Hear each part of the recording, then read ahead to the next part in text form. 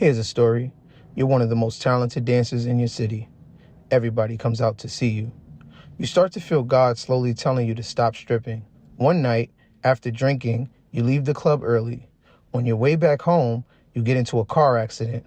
You then wake up with both of your legs completely gone and no mobility in your left arm. You knew from then on, your life would never be the same again. Trapping Anonymous. And I remember looking down, and I seen my legs was gone. And then I tried to move my arm, couldn't move it. And so I was just like, damn, where are my kids at? Like, I just started thinking about my kids.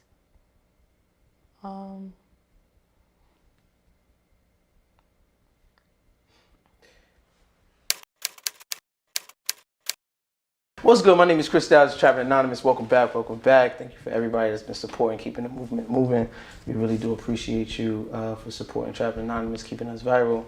Please follow us at Chris Styles, at Trapping Anonymous on that Instagram. Everybody hits me up asking how can I be on the show. DM me. Hit me up on Instagram. Hit me up on TikTok. Shoot me a message. You know, I write everybody back. It may take me a couple days, but I do make it a priority of mine to make sure that I reach back out to you. So if you know someone that has a story, you know, you don't have to keep putting in the comments. Y'all could just DM me at Chris Styles, at Trapping Anonymous, and I will get back to you, I promise. Do remember that the stories that you hear, they do reflect real life. They're here to entertain, educate, or just hopefully keep your little homie off the streets. My name is Chris Styles, Trapping Anonymous. Let's get it. Hey, Sonny. Hi. What's wrong?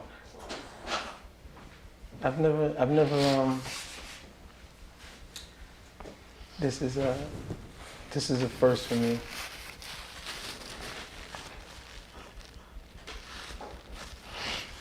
This is a first for me.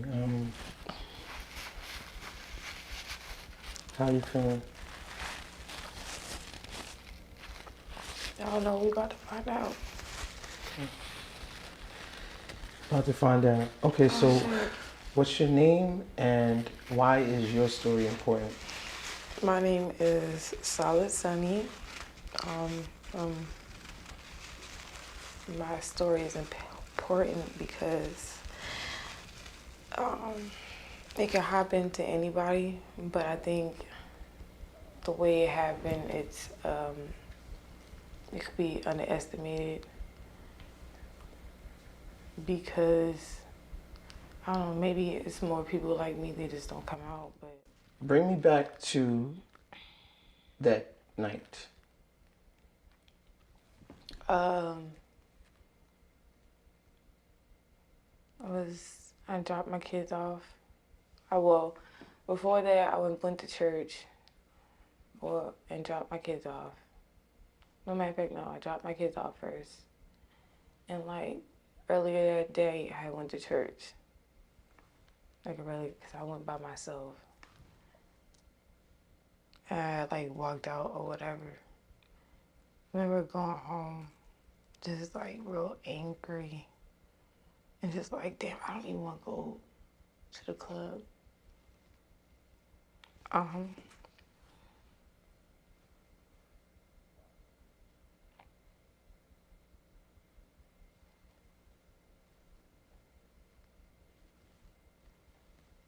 You want to take a minute? No. And I remember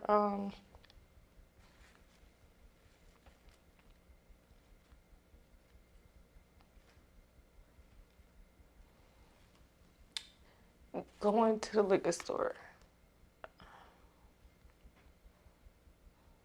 and buying like liquor or whatever. And I just was like so angry, and I was just like, damn, like I don't want to do this anymore. I was like over it. Working in the club. Working in the club, being a single mom, trying to like go to school and not like having support. I just remember just being over it. And so I went, I'm working. I got a high tolerance, like I told you, you know what I'm saying? But this night, it was just different. Mm-hmm. So I was just like, damn, I don't know, like some point in the night, it had been like 2 o'clock in the morning, I don't know. I was like, I just felt this, I don't know, I just felt weird. Like, I just started thinking about my kids real heavy. I'm like, I'm not doing this no more. Stripping. Yeah. Okay. Like, I'm done. So I went in the back, packed my stuff up. Wow. Didn't even think twice. Like, normally I probably would have, like, but like I said, it was just different. And I got in the car, pulled off, left like normal. Mm-hmm. From where I was dancing at to where I was going was like an hour and 45-minute drive Wow. or whatever. Almost 2 hours. Yeah. So probably I think I was probably a little bit far away by the time I started getting sleepy and tired behind the road. I tried putting the window down, turning the music up. It didn't work. Normally I would have pulled over, but the dude I was dating at the time, he just didn't like me sleeping on the side of the road because anything can happen or whatever. And I don't know, I was like, all right, let me just keep trying to go. Next thing I know, when I woke up, or I just remember lights being flashed in my eye, like, Miss Coxon, you've been in a terrible accident. You had Prisma Health, such and such, we're here to take care of you. And I went out. Wow. Okay. Sort of what happens next from your recollection to like what do you remember? You go back out and then I woke up, it was real bright. I remember looking straight and then looking to the right, and I seen the sun shining through the window. mm-hmm. But it just, I don't know, it was just so bright. And then I remember looking down, and I seen my legs was gone. And then I tried to move my arm, couldn't move it. And so I was just like, damn,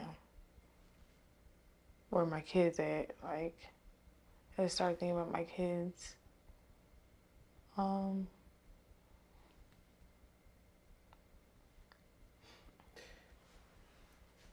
So you seeing that your limbs were gone, you had no mobility in your left arm, and all you could seem to think about was your children. Mm-hmm. Your main concern wasn't even, I'll never walk again. It's powerful. When I think back to what you had said in the beginning, you were already on your way out the door. You didn't want to dance anymore. You didn't want to sort of live that life anymore. You wanted to get out of the club and to sort of see what you endured, what you went through has subsequently taken you out of the club, removed you from the club. It's like, I can't help but draw that parallel to like whatever you were feeling in your spirit at that time, it still has come to pass. Okay. So where you won't be in the club anymore. You know what I mean? Like there's more of there's more purpose out there for you. There's more things for you to get done that don't involve maybe exotic dancing. Mm-hmm. What were some of the things that made you feel like I don't want to be doing this anymore? The fact that I birthed 2 girls. Mm. My birth mom, she did what I did. Mm. But I didn't find out until like later on and down the road. Right. As I got older, because as a child, when you're adopted, you tend to be curious or whatever the case may be. So I found out, and I was just like, I gotta break that cycle. Right. Like, you know what I'm saying? Like, I can't keep doing what I'm doing. Even though my kids don't know, because I wasn't like sloppy with it. But it was just the fact that, damn, maybe one day they might find out. Like, Of course. Okay. so. I understand that. So to flash back to the when you're looking around, you're feeling. Are you in any pain in the hospital? Are you, or are you like you are in pain? I mean, of What'd you course I feel? was in pain, but it wasn't like I got a high pain tolerance. I knew what I was dealing with. I accepted the consequences. And, you know, when I opened my eyes, so I don't know, I never really focused on the pain. It was more so like, how can I like keep going? So I'm always in pain, even right now. Like, I could be in pain while talking to you, but it's not going. You might see me like bend down or whatever, put my head down or something, but that's only because like my arm hurt. But it's not like I'm just focused on the pain. If that makes sense. No, it does. It just takes an incredible amount of strength to be able to not only do that, but just to even recognize what you have to endure at this point. Sorry. Okay. Did you carry out the night business as usual, or were you sort of interrupted by your thoughts and said, I'm going to just leave in the middle of this session? My thoughts. I didn't want to go in the beginning. Right. So I was already dealing with that, and it was just like, I don't know. It wasn't like I said, it wasn't like any other night. I could go in with that feeling and just work past it, but just something about this night was just like, Did you hit anybody? yeah. Who'd you hit? I don't know if it was a man or a woman. They weren't injured, but I did mess up their car. What was the full extent of your injury? Double amputee, so both legs amputated. I have a brachial circumflex injury, so my arm is dislocated and the shoulder blade is broken, shattered. So I still have feeling in my arm and my legs, but I just can't like move all the way. Like never been like, oh, you'll never walk again. But I do got a lot of nerve damage. And it was to the point where they couldn't give you like a sort of like anything in your arm that will repair it. At the time they could have, but because I had so much trauma to my legs, I received a bone infection, so I couldn't operate on this arm, I guess. Okay. Drinking is sort of part of the game in a nightclub. Everybody drinks. They go hand in hand.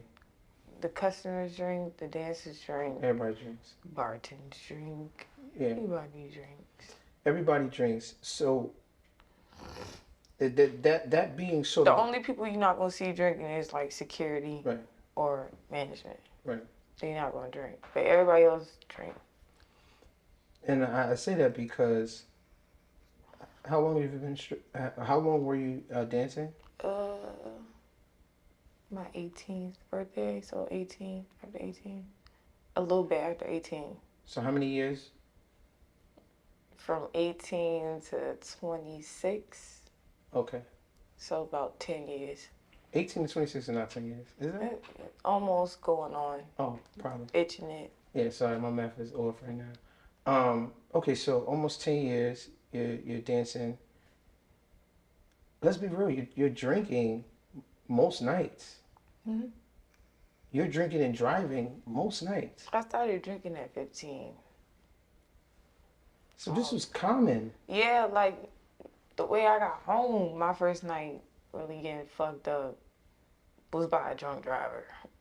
I was surprised I got home because I remember like being drunk, laying down in the seat. I was the girl. Like Throwing up. yeah. So like I remember going home, and this is in Anchorage, Alaska. You gotta think snows everywhere. This He is was where? Anchorage, Alaska. What? Yeah, my first time I really like get fucked up. I was in Anchorage, Alaska. Okay. So we surrounded by snow. Up there, people drink Right. heavily. I was getting drunk around like 26-year-olds, 15. Wow. So I've been hanging around grown people. So it was common for me. This is how I adapted. This is how I learned. So yeah, I made it home that day and went to school the next day. Like it was nothing. I guess. I had my friend mama, like, she kind of like condoned in the shit. She knew we was getting fucked up. She would give us the weed, like, so it was kind of like, that's what we was. Something was destined to happen though. That many years drinking and driving, coming home late, whether you're sleep deprived and inebriated, something is bound to happen. It's either I'm hurting somebody else or I'm hurting myself. You know? I've been hurting myself for real. Huh? I think I was hurting myself. Yeah, well, in this instance, but I'm just saying, like, overall, like, it just felt like during that trajectory of just continuously drinking, going out, you know, you just finally met the point where something happened. And I bring that up, and it's not to shame you or chastise you No, I in ain't any way. saying at all, because if anything, I've been with a couple of people that I was doing it with, so Right. it's not like. Yeah, no, so what I was saying was everyone does it. And if you don't do it, you've been in the car with someone who has done it. You know? Or you've been around people that have drank and drove. You know what I mean? This is just such a normalized practice amongst our people and our culture that it's not about the times you get away. It's not about the 8 years that you get away doing it. It's about the one time that we get behind that wheel and something devastating happens. You know? And you were sort of in that right now and now for the rest of your life. How do you cope with this? How do you get up every day? How do you do it? I mean, accept it. I mean, the truth hurts. Like, ain't nobody put me in this situation but me. It's the multiple things that I could have done to avoid, maybe, but I didn't. So, I just accept it for what it is. Just wake up, try to be better than what I was yesterday, and just try to stay focused. You told me that you had a friend who had got shot and he became disabled, I got a couple of friends. but he then committed suicide. Yes. It's somebody I met through a ritual group. From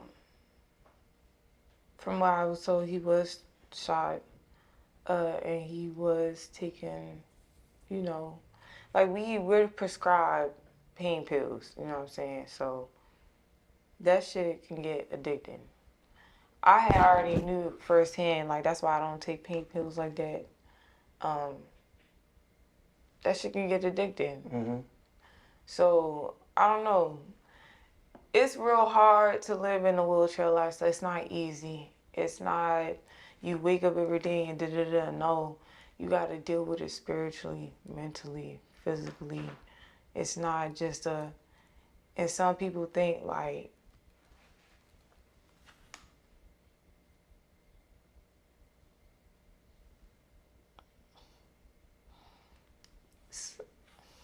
Let's take your time.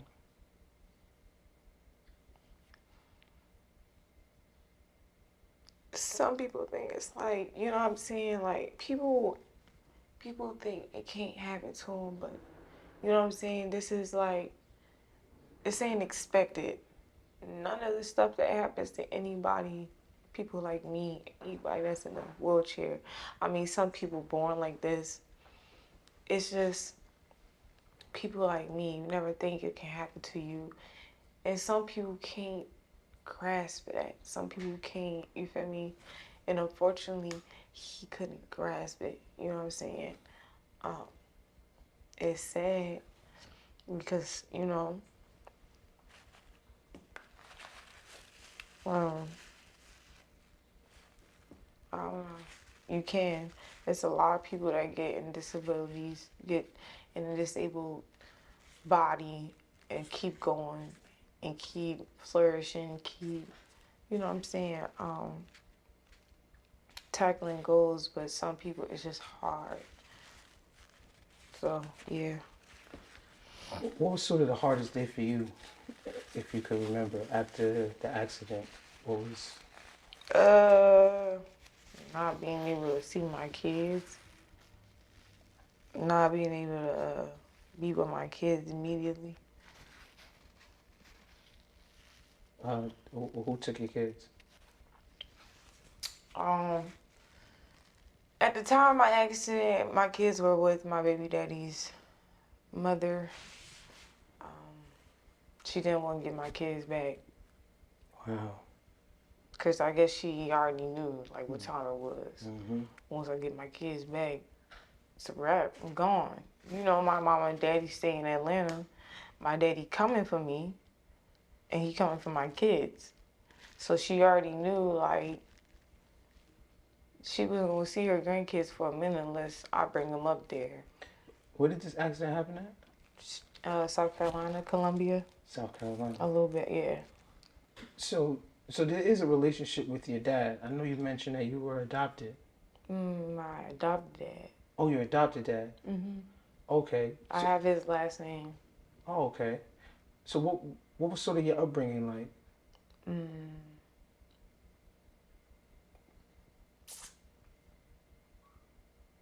With who? Overall, I mean, were there times with your biological parents? Mm-hmm. Up until what age? 8. I mean, with my dad, 8. With my birth mom, 13, 14. And what was that like? Chaotic, confusing,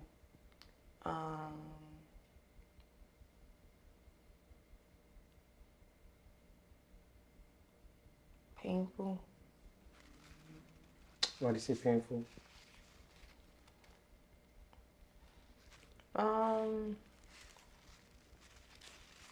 Cause a lot of stuff that happened to me younger, I just didn't understand until I got older and kept asking questions. And Can you talk about it?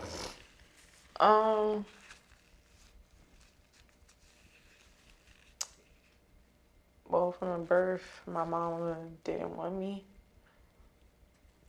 She didn't want to take care of me. But she kept having kids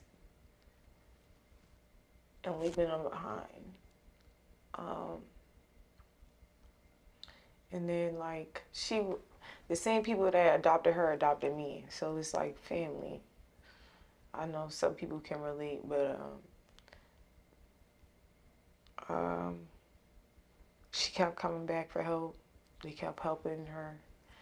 And with her, she brought other people. Kept fucking up. Yeah. It's I don't want people to think that I'm sort of being brash when I'm asking you to deep dive into sort of that childhood experience, because you receive a lot of hate online. I know you started your own YouTube channel, you have a social media presence, and a lot of those people, I feel like they just judge you based off of whatever preconceived notion that they have about you. I want this to be an opportunity for them to see the real you, and not just angry online, going back and forth with people and things of that nature. You know what I mean? There's a human being behind that screen. And I think this is an opportunity to show that human being. Yeah, I guess. Yeah. How could people find your YouTube channel? What? Solid Sunny. SolidSunny. How'd you get that name? Um, I gave myself, well, I cut Sunny short from Sunshine. I used to get called Sunshine through a teacher, homeschool teacher, elementary teacher. And then I cut it short to Sunny when I started dancing, and too many people had Sunshine. It's like, I'm gonna just call myself Sunny and spell it different. And then I came up with Solid because I used to fight a lot. I used to fight niggas, bitches, dykes. Why? What was this? Was there anger issues? Was it? Why would you fight so much? Because I was always the new kid on the block. Different, look different. People say I'm pretty, but I'm not no da-da-da-da. What's Cocky bitch. Oh, okay. I don't know. I don't know. People don't like me. So.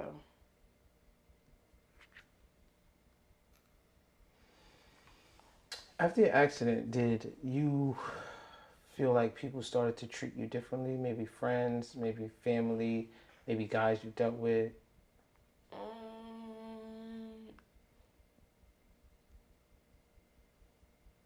Yes and no.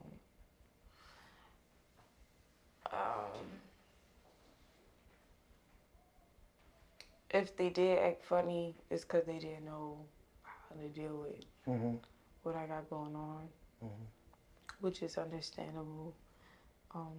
It's not every day that you are introduced to somebody with this type of lifestyle. But no, I mean, I got people that still act the same. People that encourage me. People that, still check up on me sometimes. Yeah. Are you still dating? Are you able to meet guys and, go out and do those things? I've dated, but I'm not focused on it. I feel like a lot of people would wonder, are you still able to be intimate after your injuries with men? How do you use the bathroom? I have a colostomy bag, and then I have a catheter. But that's only because to prevent infections. Because who the fuck wants to sit in a diaper all day? You know what I'm saying? Like, it's just okay with me. I mean, of course, it gets in the way of fashion and shit like that, but it's cool. It gets in the way of fashion. Okay. It's so humbling. It is so humbling taking such a lifestyle change from, dancing. That's like that's probably as active as it gets. To now, essentially sitting down for the rest of your life. I'm cool with it. I think I've done a lot with my legs in the past 26 years. A lot of shit I wasn't supposed to do. Yeah, right. So, I'm cool with it. I ain't mad at you. You have like the best attitude, You have a better attitude than people with legs and moving around, able-bodied beings that I feel are harder on themselves than even you are, You have this very positive outlook. It's inspiring to just hear you speak so positively in spite of your injury. How's motherhood now? Challenging. My kids are smart. They like, damn, mama ain't got no fucking legs now. Oh, shit. We can get away with anything, you know what I mean? But, like, it just be like, sometimes I gotta be on them. Like, that's why I yell at my kids a lot. People talk shit about me and be like, oh, you a bad mama because you yell and cuss at your kids. But I can, spank that ass sometimes, and which is, I think it's necessary. You feel me? Especially with kids. Otherwise, we gonna have them out here shooting up people like they doing now. Stealing from people, cussing out elderly people when they feel like they want to. And, like, I was raised by older people, so I kind of, like, put that on my kids, but not too much. I still spoil the fuck out my kids. I make sure they get what they want, and I listen to what they say and act on it. So. What was your worst night in the strip club?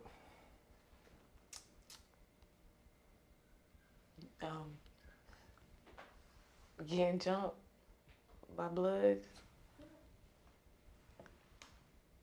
Why'd they jump you? Cause they was stepping all over my money. I'm like, they was celebrating or whatever, but they was stepping all over my money. And I'm like, damn. I know y'all see me dancing, like y'all see my money right here, like, so ain't none of y'all y'all just gonna step on my money. I felt a bitch. I was like, and then when I tried to bend down to pick up my money, the little bitch was putting her knee in my back. The fuck going on here? Like, so I remember going to the back, getting myself, I'm like, fuck this shit. Like, this is one of them days where I'm like, I don't want to be here. Like, I already don't even want to be here. And y'all motherfuckers is being rude and playing with me and shit. Like, so I remember going to the back, the little bitch, oh, I said, don't even worry, I'm going outside. By the time I went to my trunk, dude been behind me with a crowd of people talking about something like, what do you say? What's up, you want to fight? What the fuck are you talking to? Do I want to fight? Bitch, obviously you want to fight me. And I remember seeing the same bitch who need me in my bag and came to me. Oh, what's up? Da-da-da-da-da. So she just standing there looking stupid. Just, obviously that meant for you to whoop my ass. She was just standing there, so I swung at her. And then ended up being a rubble. Were you injured? Yeah. I walked out of it with a black eye. Would you consider yourself a hothead? No. You just mess with people that mess with you? Mm-hmm. What was your best night in the club? My birthday.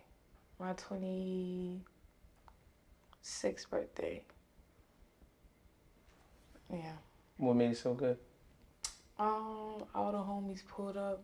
A lot of people pulled up. I made a lot of money.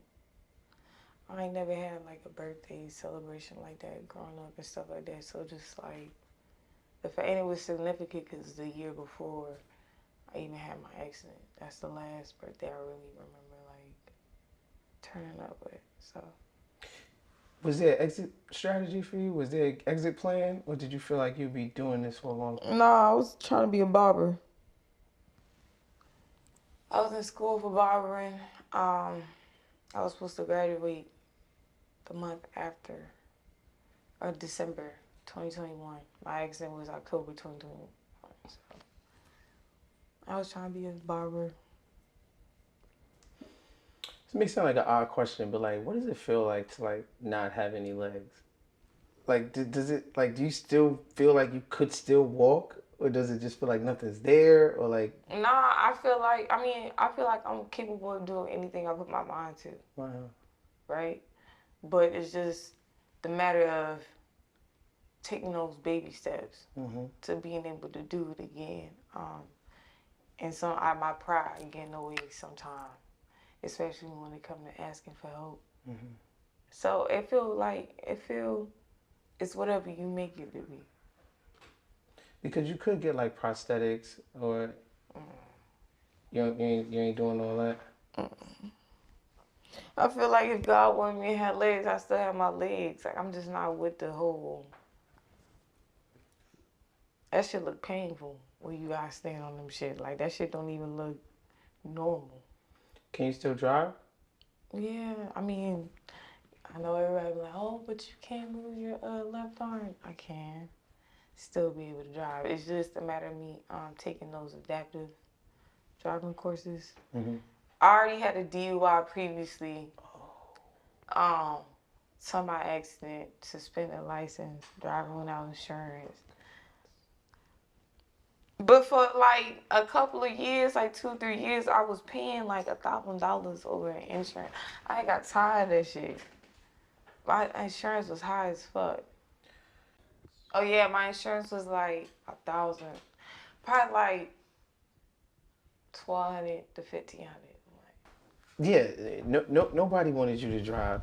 The insurance, What you talking about? because I paid that. I was paying that. but $1,500 a month. Okay, but they wouldn't have been means, offering the price if they didn't want me to drive. but they're increasing the price because there's so many things going on. It was only 2. 2 DUIs. No. What are you talking about DUI? No.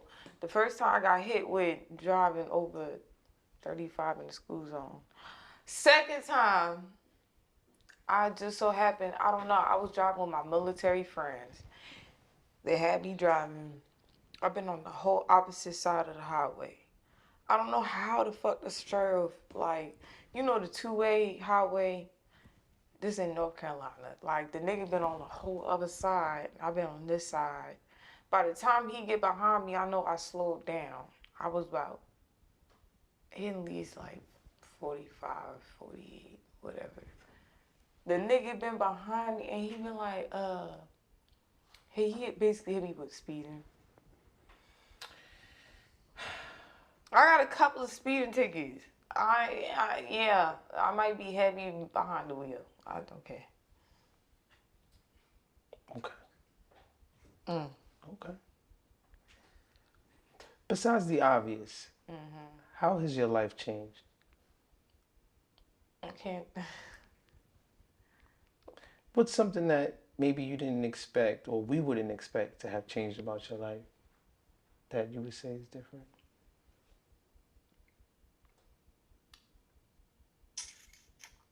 Just how I gotta live. My day to day. What I can do, what I can't do, what I know I shouldn't be doing. It's really no different. I'm still breaking barriers. I'm still doing shit I know I ain't supposed to be doing. Like what? Talking to you, sitting here this long, you feel me? Like, just, you know. Why is this something you're not supposed to be doing? Because, like, all right, when you in a wheelchair, they recommend you not to sit up for a long period of time. Pressure ulcers, shit like that. You know, I can't move my leg. Blood flow's not the same. So, I'm not supposed to do that. But I do it anyway. I didn't know that. Well, thank you for being here. I mean, It's not your fault.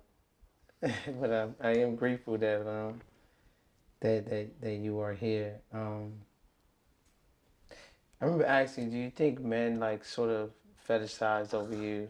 Do you think like, because you have these weird, sick, people in the world that would want to take advantage of someone who is disabled. Do you come across those kinds of people, or the people or the guys that you meet pretty genuine, and it seems like, they have your best interests at heart?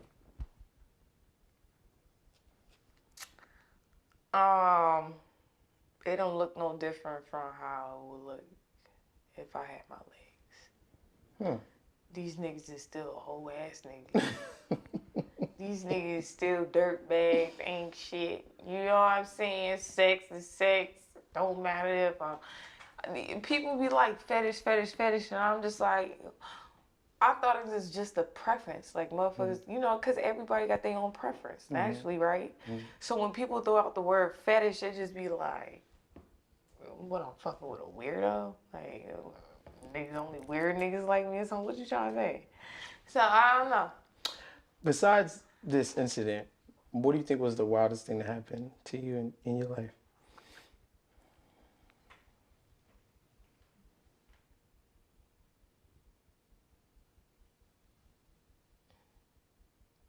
I'd rather not talk about That's fair.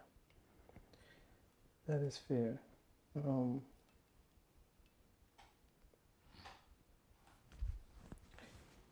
does the future hold for you? it. I don't know.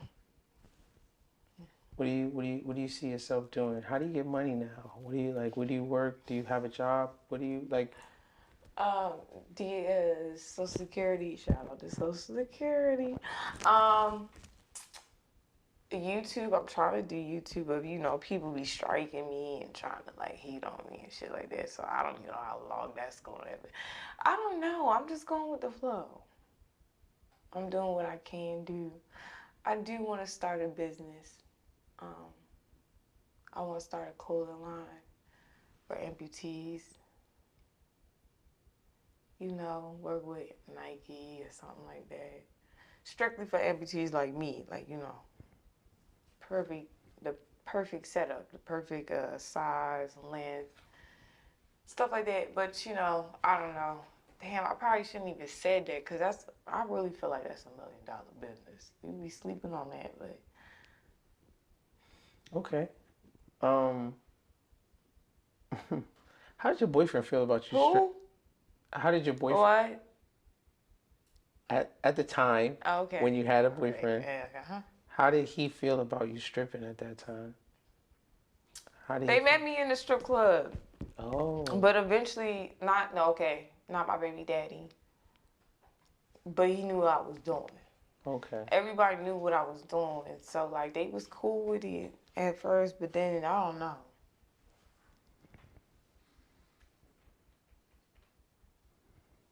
You don't know what?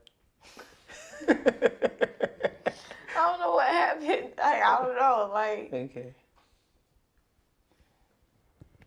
I was bringing in enough money. I don't know what the problem was. Mm. I don't know what the problem was. Just niggas just. I was bringing in the money. And ain't that what I was supposed to? I don't think that's what I'm supposed to be doing, bringing in the money. Well, traditionally, women are not supposed to be bringing in the money, but that's a whole different Traditionally conversation. not, Yeah, but it's when a you, different conversation. but we can have that conversation though. Well, this is not about that. Oh, okay. What do you miss most about your old life? Driving, doing what buying cars, having my own shit, just being independent. That's what I miss most. I wish I would have had more faith in myself at the time. Like, damn, fuck that nigga. You can take care of your kids by yourself. Work your way around and get help. You know, like even if it's child support, whatever the case may be. You know, I just wish I would have, I don't know, fought a little harder. What was something you would have told your younger self? Believe in yourself. What would she have said back?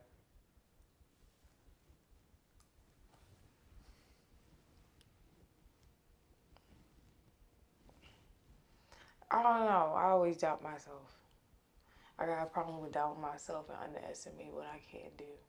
So I don't think what I would have responded to at that time would have been what I needed to say. Any advice that you would give somebody who was just nothing? Pray to God. Keep God first. That's all. I'm not perfect, so I can't advise nobody on nothing because I'm still learning myself. You don't have to be perfect to give advice. You should not perfect, but I'm too humble for that. To be sitting here like trying to make it seem like I'm better than anybody else or like, cause I'm still learning. Okay, I guess my question to you is: there are people that are giving up hope, like maybe even your friend that committed suicide because of his injury. You But I know, can't, I can't, I can't give you advice if I sometimes feel the same way as you. and that's all right. That's all right. Doesn't mean that sometimes we don't take our own advice. Sometimes our own advice is like the hardest thing, the hardest pill to swallow. But I just think that there's something that could be learned from you, from your predicament, from your situation, from what you've been through, from what you're going through. There's something that you could teach somebody. So somebody's gonna watch this, and there's something that you could maybe prevent in their life. Maybe they won't get in that car. Maybe they won't be driving an hour and a half. Maybe, you know. Well, I know when you tell people not to do something, they like to do it. So I ain't gonna be that type of person. This is Trapping Anonymous. My name is Chris Stabs. Let's get it.